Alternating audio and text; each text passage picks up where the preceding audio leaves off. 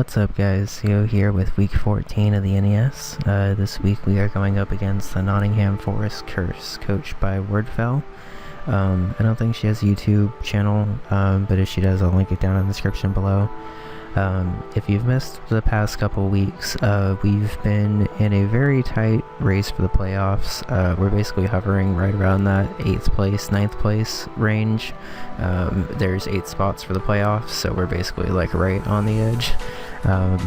So things are getting pretty tight, so we definitely need to win out, and it would be nice if we could win pretty big. This team, however, is a little bit more threatening than I was expecting it to be at first glance. So I guess I'll just go ahead and start previewing stuff, since that's the easiest way to do this. Tyranitar and Mega Slowbro are absolute staples on her team. She took over the team in week 2, so this hasn't been her draft at all. But she's used Mega Slowbro and Tyranitar every single week, so I'm definitely expecting both to come. Tyranitar actually gets very bulky on the special side once Sand is up, so I have to find a lot of physical, ideally fighting answers for it. Luckily I have Breloom, so I'm not super scared, but Tyranitar can be an issue. It's also the only Stealth Rocker on her team, and with the team that I'm bringing this week, Stealth Rocks could actually kind of be an issue, so I have to be careful of that. Volcarona is definitely her most threatening Mon offensively. She got a 4-0 sweep with it last week, I think, just from getting a Quiver Dance up at the right time, so she knows how to use it. I have to be very careful, and I have to have backup plans in case she does get a Quiver Dance up, because even the best playing, I could just misplay one turn, and suddenly I'm dealing with a Volcarona that's impossible to kill, pretty much. It's definitely something that I prepared for, I think the most on her team. Jolteon is very fast and outspeeds everything on my team but Aselgor. It's not super powerful, honestly, and its moveset is pretty limited, but it can have the coverage to hurt my team if she just runs like Volt Switch, HP Ice, and Shadow Ball, and some other coverage move or something like that. Jolteon's move pool is not very big, so it's probably going to be pretty standard if it comes. But Super Nerd and I did a lot of practice this week, and we actually noticed that a Flame Orb Quick Feet Jolteon did a decent amount of work to my team. Just having that base 130 speed and good special attack, with the ability to change up moves and stuff, and basically just being able to outspeed everything is pretty intimidating. So I have to be pretty careful with that, because she has a lot of fast pivots on her team, but if she decides on that one, I could be in a lot of trouble. Dragalge is a good special wall. It's one of the few things on her team that gets toxic spikes, so I have to be pretty conscious of that, I guess. She hasn't brought it this season, I think, but I have to be careful of it. And an adaptability Draco from this thing really hurts, so like it or not, I kind of have to bring a fairy. This is actually probably like the worst matchup I could have possibly had for a dragon, because poison is obviously super effective, but I have answers that should mean it's okay. Cinccino is really fast, and actually, even though it doesn't have like the biggest move pool, like it's pretty much going to be a skill link set with Tail Slap, Bullet Seed, Rock Blast, and either E-Turn or Knockoff, pretty much. Just because it's standard doesn't mean it's not good, and it actually matches up very well against my team, because the only thing, or its speed ties with Mega Absol and doesn't outspeed Aselgor. So I have to be pretty careful of it. It gave me a lot of trouble in practice, actually. So yeah, gotta be careful of it, I guess. This isn't probably the best team builder because I'm not feeling super great, sorry. But I wanted to make sure that I'm delivering a decent cover of her team, I guess. So she hasn't really brought Scyther a lot, but it's her only defogger, so if she decides that that's something that she needs, she's going to kind of have to bring Scyther whether she likes it or not.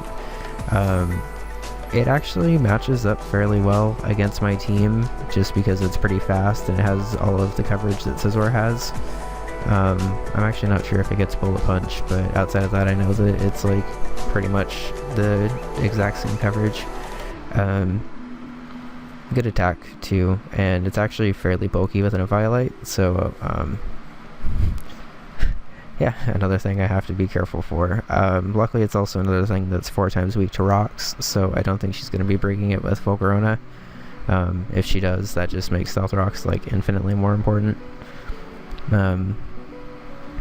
Mega Slowbro, like I mentioned earlier, is a staple on her team. She's brought it every week that she's had the team. She normally just brings the Calm Mind, Slack Off, Scald, Psyshock set, I've noticed. But I'm prepared for a couple of other coverage moves. I'm pretty much expecting Calm Mind and Slack Off, because that's pretty standard on a Mega Slowbro. And let me just say that this thing is a lot bulkier than I thought it was going to be. Like, spoilers, I'm bringing Breloom and it has a grass coverage move, but even a stab physical grass coverage move is still a 3-hit KO from a Breloom, which is pretty insane to me. Umbreon is something that normally is pretty bulky and annoying to deal with, but I feel like doesn't really fit super well on her team. She already has Tyranitar and Greninja, like, both obviously do different things than Umbreon, but having 3 dark types on your team just opens you up to a lot of fighting weaknesses, I guess. But if she does bring Umbreon, it's probably going to be a pretty standard Wish, Protect. I guess Foul Play is its main coverage move, and then whatever she wants to run for the 4th slot. But I think that's one of like the main things I've noticed during trying to team build for this team, is that most of her things have pretty standard movesets, I guess. The only Pokemon that she has that like really can mix it up seem to be Dragalge. Venusaur can be offensive or defensive, and Greninja can be like hazard stack or offensive, I guess. Sorry. But yeah, so I don't really expect her to bring Umbreon, to be honest. If she does, then that's just another fighting weakness for her. I wouldn't actually be surprised if she brings Venusaur, though, because she's actually used it pretty well this season. We faced off against Mega Venusaur last week, and I think did pretty well, so we're just going to adopt a couple of those answers again, I think. I don't really expect Venusaur to come, but if it does, it could actually do a decent amount of damage to my team, because Mega Venusaur did a lot of damage to my team. Good news is that Venusaur doesn't have thick fat, so it still is weak to fire and ice, but with the team that I have, that actually doesn't matter anyway. Gastrodon is something that I'm actually kind of fearing this week. Out of all of the walls that she has, it's the one that I think has the most team support, which is kind of interesting to say when she has a Mega Slowbro and a Tyranitar also, which are both weak to grass. But she has a couple of things that are 4 times resistant to grass too. Sorry. She has a couple of things that are 4 times resistant to grass too, so even though Gastrodon has a pretty glaring grass weakness, and that's like its only weakness, she has enough switch-ins to it that I can't just really rely on grass stab to take out Gastrodon. And she could pretty much just recover stall me for however long she wants in toxic stuff, so if I see Gastrodon, it's going to be like my main priority to take that thing out so I can kind of pick apart the rest of her team. Finally, Greninja. I don't really expect this thing to come, to be honest, because without Protean it's not that good, in my opinion. And in the NES you have to run Torrent Greninja, because Protean Greninja would be busted as hell. It actually probably wouldn't be, but it definitely wouldn't be a tier 3 like it is now. So although it's fast, I think it has like base 120 speed or something, and it has a pretty good move pool, I don't really expect it to do a whole lot this week if it comes. She's mostly just used it as a U-turn pivot, just switching into her other stuff, I guess.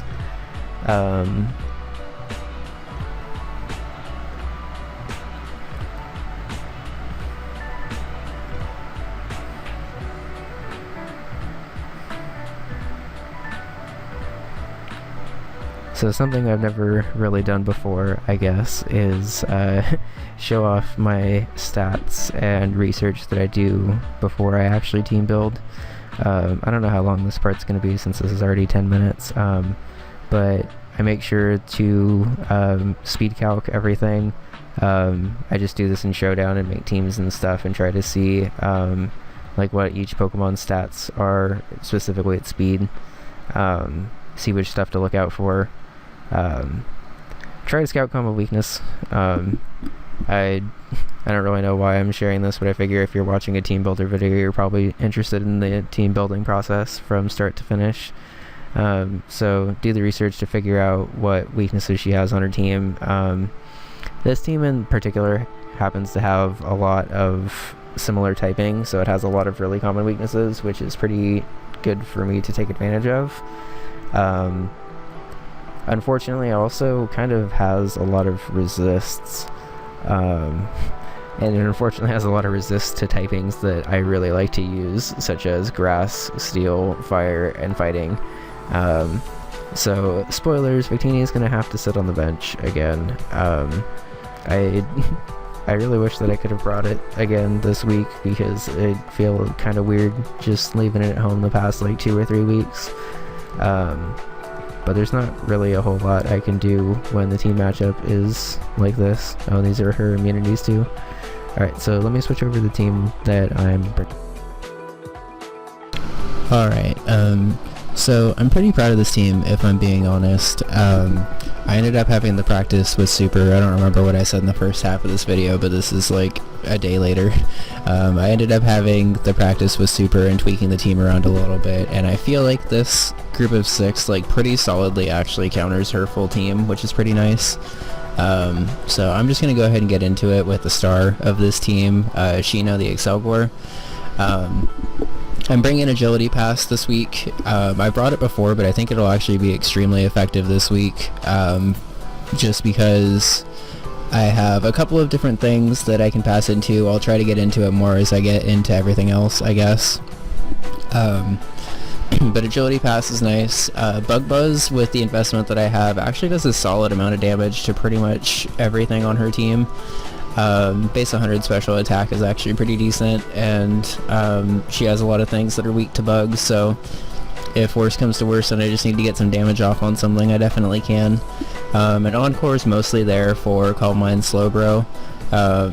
It doesn't really work super well against the other setup she has on her team, like a D-Dance Tyranitar or a Quiver Dance Volcarona, because Volcarona is going to outspeed me after the +1. So I'll have to play around that and be pretty careful if that situation arises, but it ended up being a toss-up kind of between Encore and Energy Ball to deal with Gastrodon a little bit better, and Encore just ended up being a little bit better in practice. So this thing's not really meant to be a lead this week, even though it has a Focus Sash. It's kind of more meant to be like a mid-game surprise, I guess. I don't really know how to describe it, but I'm pretty excited to use it this week. Florette the Nidoking is either a potential lead or an Agility Pass target. Between Earthquake, Rock Slide, and Superpower, I hit everything but Venusaur and Gastrodon, I believe, for super effective damage. And between Earthquake, Rock Slide, and Superpower, I like pretty much body everything else on her team, if I'm being honest. Stealth Rocks is there if she brings Volcarona, which I'm expecting, and I feel like I need to get the rocks up. I didn't really need a 4th coverage move, and I would have normally just slapped Sucker Punch on there just to have priority. But I didn't really feel like it did a whole lot this week. It gave me an answer to hit Slowbro, which would have been nice, but it wouldn't have done that much damage because Slowbro is just really bulky anyway. And the speed investment allows me, I believe, to outspeed any variant of Tyranitar and something Min's speed that was faster, but I don't have my notes right with me. But I spent probably like upwards of an hour and a half or 2 hours just on speed calcs this week, just because I wanted to make sure that certain stuff would outspeed it, whether I was +2 or not. And I guess I should say at +2 I outspeed everything on her team, including, I believe, a quick feet Jolteon, which is the fastest thing that I had to worry about. I've never really used this set before. It's more of like a bulky pivot Thundurus Tea this week. Sorry, I'm not feeling super great, so I'm trying to get through this part faster. So I've never really used this bulky pivot Thundurus Tea. I had Red Card on here for a while as a way to kind of force momentum, but because it was only one use item, and because because red carding her into stuff actually didn't really work that well, I just decided to give Assault Vest for a little bit of extra bulk. It lets me take an HP Ice from Jolteon a little bit better. I still can't match up really defensively against Tyranitar, so that's not really a big deal. But with this coverage, I believe I hit everything on her team except Jolteon. So if Jolteon comes, which I expect it to, Thundurus Tea can't really directly answer it. If it's Volt Absorb, obviously I can't Volt Switch on it because it's just going to give it health. And Superpower, Grass Knot, and Psychic don't really do a lot. But outside of Jolteon, Thundurus Tea should be able to do a decent amount of work. Honestly, this is probably the set I'm most proud of this week. SLGore is probably going to be very important this week just because I built the team kind of around it. But this Assault Vest Vaporeon ended up being a really nice surprise as I got like hours into practice this week. Between Scald, Signal Beam, HP Grass, and Ice Beam, I literally hit everything on his team for super effective damage. I just realized that you can't really see the speed actually because I'm a bulky special sweeper and Showdown doesn't like when I'm a bulky special sweeper. So let me do a little bit of live editing while I'm talking about this. But yeah, this basically hits everything on his team for super effective damage, and with base 110 special attack and 125 speed, I'm able to outspeed a lot of his team and get in a lot of damage / 2-hit KO a lot of stuff. That should be better, right? Yeah, okay. That'll work. So, I'm pretty excited to use Vaporeon this week. I've literally never used a Vaporeon. Able to outspeed a lot of his team and get in a lot of damage / 2-hit KO a lot of stuff. That should be better.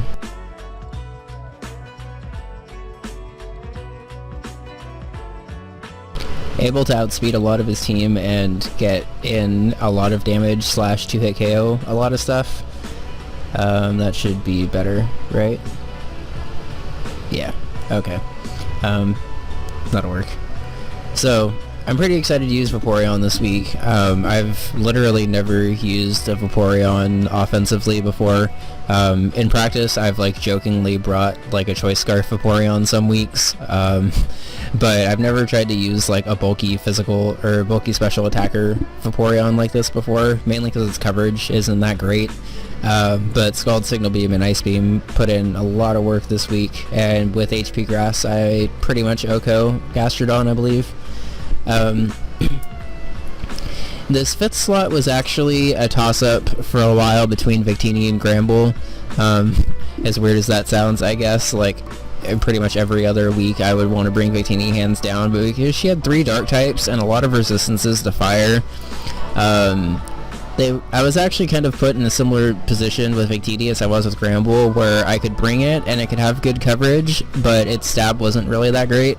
Now with Gramble, I could have very easily brought Play Rough. Very easily could have brought Play Rough on this set. And I almost did over Close Combat because it hits all the stuff that Close Combat would have done. But during Calcs, I was afraid of a bulky Tyranitar that would have just been like a Stealth Rock setter, and Play Rough actually wouldn't have killed it, I believe. And then it would have just destroyed me. There was something... I'm gonna be honest, I don't exactly 100% remember why I picked Close Combat over Play Rough. I believe it was to hit Cinccino on a switch too, because I didn't have enough Cinccino switch-ins. Yeah, between Close Combat, Rock Slide, Earthquake, and Crunch, I hit everything but Gastrodon for super effective damage, and with the speed investment, I actually outspeed Gastrodon, Umbreon, Tyranitar, and Dragalge. So it's not very often that Gramble gets to outspeed stuff, but I think it might actually come in handy this week. Also worth noting that if I decide to pass an agility into Gramble, it outspeeds everything but, I believe, Jolteon, if I remember right. It doesn't outspeed a max speed Jolteon, but it outspeeds everything else on his team. That's right. So finally we have... it's kind of weird bringing a Choice Scarf, I guess, in a week where I'm like trying to agility pass to everything, but I noticed that I needed a little bit of speed just in case things weren't working out the way I expected to. A Choice Scarfed full speed Breloom outspeeds Jolteon by 1 point. It maxes out at 201 speed and Jolteon maxes out at 200. So that's really nice because I can go ahead and get some good physical damage on it. Rock Tomb, Seed Bomb, Mach Punch, and Drain Punch are there to pretty much hit everything but Venusaur. I believe just Venusaur, actually, for super effective damage, and Dragalge. Rock Tomb is a guaranteed OHKO on Volcarona, and if she's some weird Sash variant, I get the speed drop and then guaranteed outspeed it next turn anyway. Seed Bomb actually doesn't do that much damage to Mega Slowbro because its defense is just so ridiculous. Like, I think it's actually only a 3-hit KO. But I felt really weird not bringing Grass Stab on Breloom with how weak her team can be to it. And I felt really weird bringing 2 physical fighting type moves on Breloom. But if things got bad and she managed to get a Quiver Dance up on me, I wanted to at least have an answer to do damage back to it. Hopefully to get the necessary chip damage to just take it out. But most of the time I'm probably going to be going for Drain Punch, just because Drain Punch does more damage. Obviously, I get health back, and I'll be outspeeding most of her team anyway. So yeah, I'm going to be battling Wordfell on tomorrow morning, I believe. That was a weird way of wording that, but I'm not feeling well, sorry. So I'm going to be battling her tomorrow morning. If we win, we're still in position for playoffs. If we lose, we're pretty much out of it, I think. So wish me luck. See you guys tomorrow. Bye.